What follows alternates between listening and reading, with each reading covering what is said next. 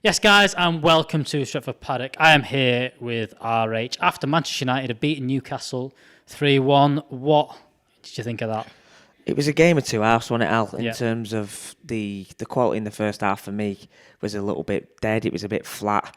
Second half, the likes of Daniel James started to come into the game. We started to play football. The tempo was higher. And, we got the win. Good 3 points. 3-1 victory. Job done. It's all you can ask for, really. Let's start off with Marcus Rashford's goal to start with, because after 25 minutes looked very, very flat, but then Marcus just comes up with a bit of brilliance, to be honest. And he's been getting some stick this season, which, considering he's nearly on 30 goals and assists for the season. Yes. Bit of quality from it, wasn't it? This is what separates, obviously, with Marcus. He's got the quality to unlock defences, and he come out to the left-hand side, love a little bit of skill through his legs, and once he goes 1v1 against him out there and he shifts it to the side, you know what's going to happen. I think the goalkeeper might be a little bit disappointed in terms of it going in at his near post, but the way he's hitting that ball, great goal. It is, and him shifting from the right-hand side to the left-hand side, because he's moved over there, and I think that he's had the bits of quality. We can't do what he's done today, where he just nips and shoots early, because that's something that Mark's has done a lot, and I think right-hand side really hinders him. And you look at obviously Greenwood when he come on, and Greenwood in the past, he's the same. He gets half a yard and he's getting shots off. That's why these lads are exciting. Homegrown talent with that raw ability. And as I say, Marcus is, he does get quite a lot of stick. But when you look at his numbers, and it's the same with other players, and the numbers don't lie, stats don't lie. No, not in the slightest. And then United went 1-1. Dodgy bit of defending from a corner, been our Achilles heel all year from set pieces. What do you reckon to that? It's one of them, because it's come over and Maguire's tried to glance it out for a corner or whatever, and he's mistimed it or whatever. And to be fair, it's a good finish. It's a good finish from the lad, and I like him. He's a good player, that Maximin. Yeah. But then 2 minutes later, he tried the same technique and mastered it, and he defended well. So it's one of them. I know he's going to get a little bit of stick for that, but like you said there, we keep making mistakes like that, and we just can't keep doing it. It needs to come to a point where we need to defend properly with Maguire and Lindelof. It's everyone. It's the whole back. I think this has been the thing all year. I think there's been people singled out all the way through. It's been either Luke Shaw's fault. It's been Wan-Bissaka's fault, Maguire. But I think it's collective unit just not working well together. Even you look at it from a team point of view. You defend from the front, and we're a unit at the end of the day. And if people are making mistakes, it's up to other people to drag them out. And at the moment, sometimes one mistake, we seem to be getting punished for them mistakes. Yeah. Then you said game of two halves, played a lot better in the second half. Dan James, another one that's coming for a lot of stick, gets his goal, a composed finish, and I think he had a very good game today. He worked hard as well, and I think that's when things aren't going well and you've got games like today and it just seems to not be working. That's all you need.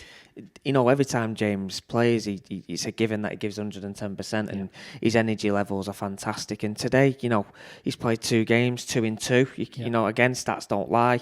He looked exciting in the second half. He was getting at his man. That's what I want to see from him, Ali. You know what I mean? Going 1v1 there. That's what he's good at. He's not got the step. He can't do step over. He's not got the skills, but he's very direct and he's rapid. Yeah. Just start getting at him, and he's got a finish on him as well. I think he's got a bit of composure. It was a great finish. Great finish. He's got a bit of composure. Then the third goal, Bruno penalty with Bruno's coach here. There was never any doubt, was there? No. It's great, every time he gets a pen, everyone's, is he going to hop? Is he not going to hop? And he didn't hop today. He reversed it, and again, numbers don't lie with Bruno.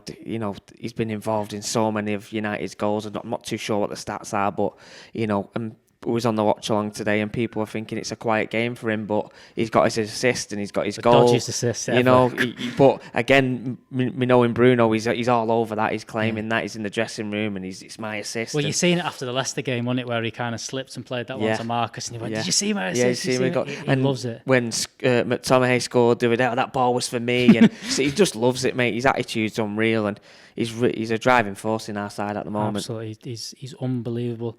And then got to have a quick word on him, because he's tried it a lot today, and I've seen this. I had to comment on it. Your man's Fred shooting. Does it get to a point where people just need to say to him, "Look, mate, you need to just lay it off"? I mean, I know he's getting to that, isn't it? It's annoying, Al, because I keep banging on it. I did on the watch along. It's not his game. Again, his energy levels are fantastic. He gets on the ball, he dictates, and I do think he's having a reasonably good He's year. he's doing good, well, yeah.